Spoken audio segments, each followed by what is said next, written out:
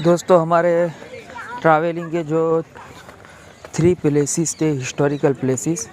First था Siddhpur, second था अपने पट्टन रान की वाव और थर्ड है ये सूर्य मंदिर।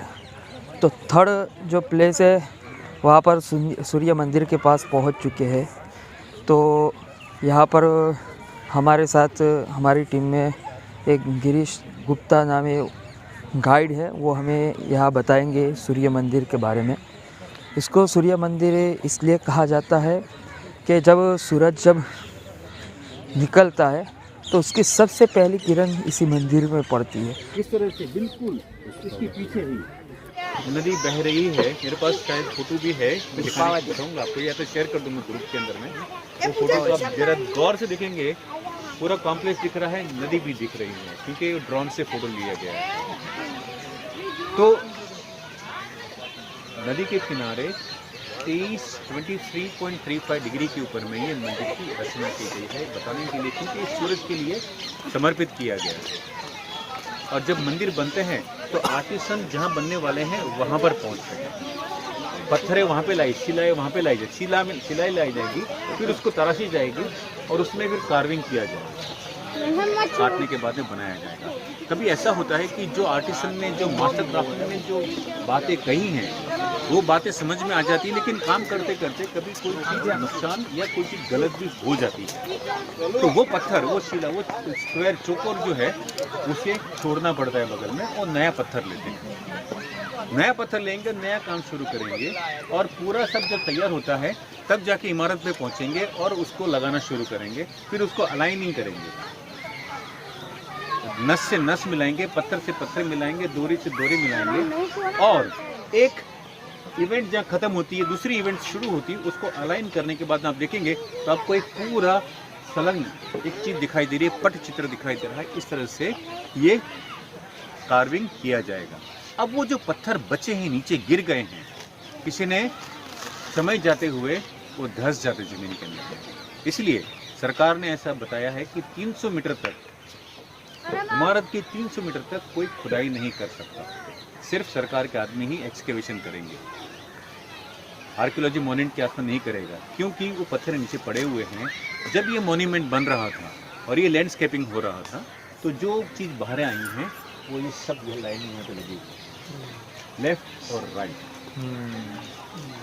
आप देखेंगे ये जो मंदिर में भी देखेंगे इसी तरह से आपको कैविटी दिखाई देगी और ये गणेश जी बैठाए हैं, इनकी जमीन दिखाई दे रही है और मंदिर के सबसे ऊपर का हिस्सा क्राउन जो बोलते हैं आमला का, वो ही है, थोड़ा सा तिरछा रखा हुआ है, डैमेज हुआ है, बोल के शायद धस गया होगा, बाद में निकाला होगा। जो कंडीशन में निकाला, जैसे रखना है ऐसे रख सकते हैं। तो एक म्यूजियम के तौर पे बताने की तारीख बन जाती है कि ये कार्बन डेटिंग से मालूम होगा, एक तरीका है जानने के लिए कि कितनी एज है इसकी।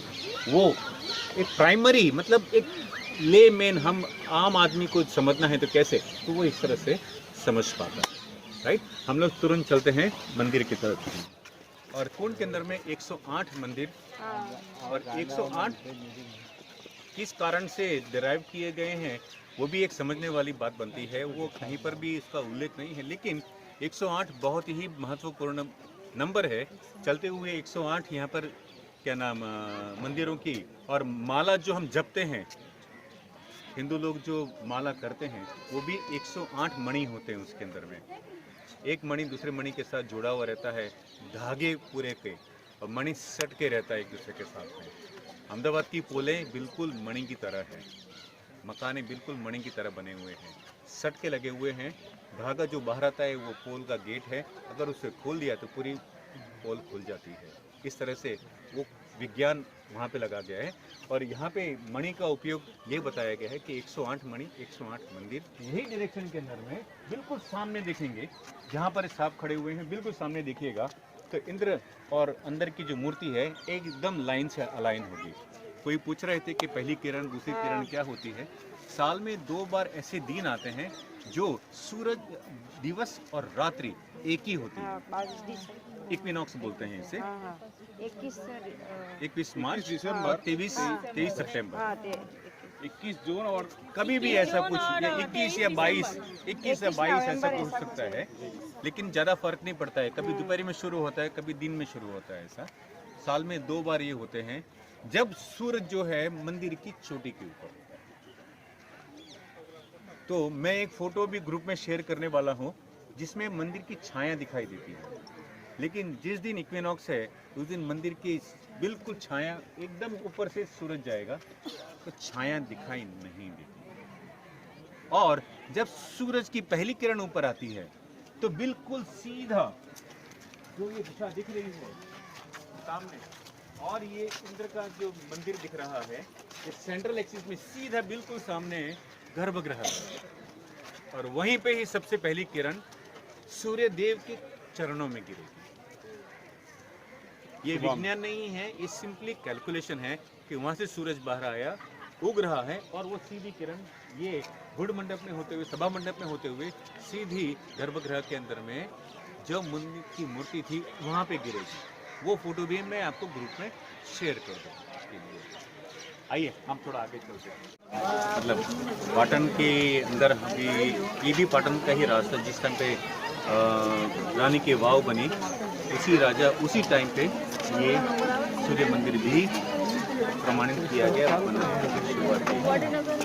तो उत्तरार्ध जब हम बोलते हैं मकर संक्रांति, व्हाट इज मकर संक्रांति?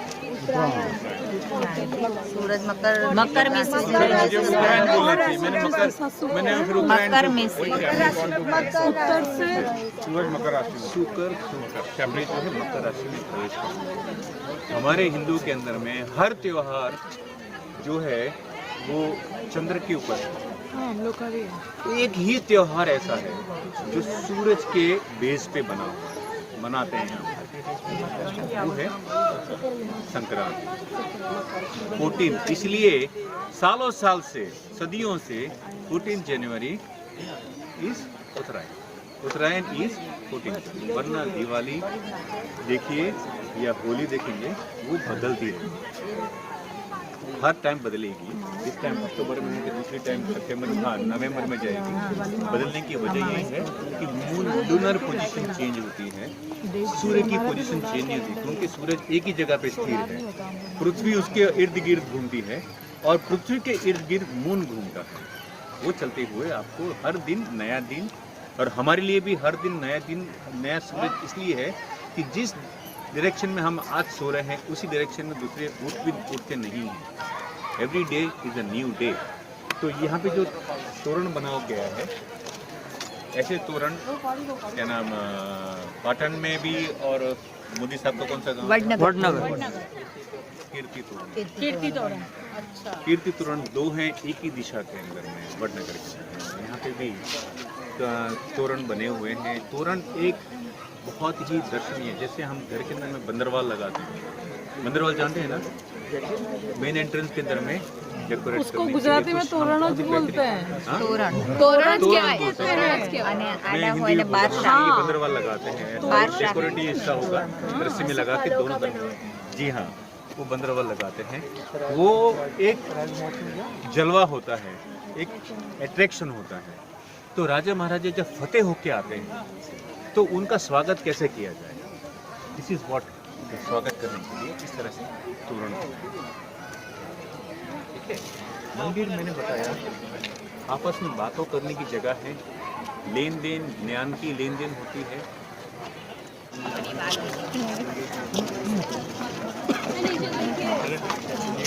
अब ये ये मंदिर बनने वाला है, उस तरह से ये बताया गया है, और ये नाप नक्शे इधर बताए गए हैं कि कौन से पत्थर कहाँ लगेगा, कौन से पत्थर में क्या निशान लगेगा, ये इसकी डिज़ाइन बताई गई है। पत्थर को जब जोड़ते हैं तो वही हमने देखा, क्योंकि वो भी 11वीं सदी का है, ये भी 11वीं सदी का, राजा भी वही थे। और प्रवेश जब करते हैं, ये इसे चंद्र द्वार बोलते हैं, चंद्र द्वार। ऐसे द्वार हिरासर में भी हैं, और ऐसे द्वार तरफ मस्जिद में प्रवेश करते हैं वहाँ भी आपको देखने को मिलेंगे। दोनों तरफ में दिक्पाल बैठे हुए हैं। दिक्पाल असुर होते हैं, मतलब राक्षस बोले जाते हैं। आमतौर पर राक्षस जो है विनाश करने के लिए होते हैं, किसी का नाश करना है, विनाश करना है, तो राक्षस को रखा जाता है। लेकिन यहाँ पे जो राक्षस रखे गए हैं वो मॉन्यूमेंट की सुरक्षा करने के लिए, मतलब इनके पीछे जो मंदिर बनेगा उसकी सुरक्षा की जिम्मेवारी इन दोनों पे रहती है। इसलिए मस्जिद में, मंदिर में, देरासर में क्यों है?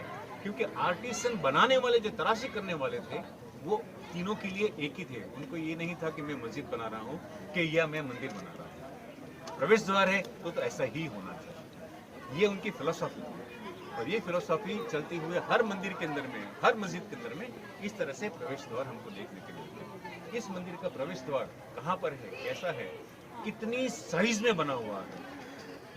अगर हम इस मंदिर की साइज देखते हैं, जो मंदिर बनने वाला है हमें दिखाई देने लगता है कितना बड़ा होना चाहिए। जैसे उधर दिख रहा है, शायद इतना ही हाइट का होना चाहिए। अगर उसका चंद्र द्वार ऑलमोस्ट 2.5 फीट 3 फीट का है तो मंदिर की हाइट क्या है, वो मैं आपको इस मंदिर का जो मेन मुख्य प्रवेश है थोड़ा आगे चलेंगे, जब पूरा करेंगे तब दिखाएंगे। आखिरी एंड जब होगा तभी भी मेरे साथ में रहिएगा। वो आखिरी एंड हम उस तरह से करेंगे जब चंद्र द्वार होगा। ऑलराइट, बीच में हाँ ये सभा मंडप है, ये कुंड मंडप। पार्ट बोला, 3 पार्ट में, 3 पार्ट वो First कुंड आगे, है, सेकंड पार्ट। 3 हिस्से में। ये एक बहुत ही धनी राजा हैं, उनका मंदिर है। मतलब हमेशा जब मॉन्यूमेंट बनता है ना तो वो इकोनॉमी मसल पावर बताता है, उसकी हैसियत क्या है ये इससे मालूम पड़ती है, नंबर 1। नंबर 2, वो जो दीवार बनाते हैं, कोट बोलते हैं जिसे, कोट अगर 1 फीट 1.5 फीट का है तो राजा ठीक है, कहीं में कोट आपको 2 फीट 2.5 फीट के मिलेंगे, उसके पास थोड़ी और भी शक्ति है। और यहाँ पे पाटन के अंदर में जो कोट दिखाई दे रहा है वो 1.5 मीटर का, उसका बेस 1.5 मीटर है।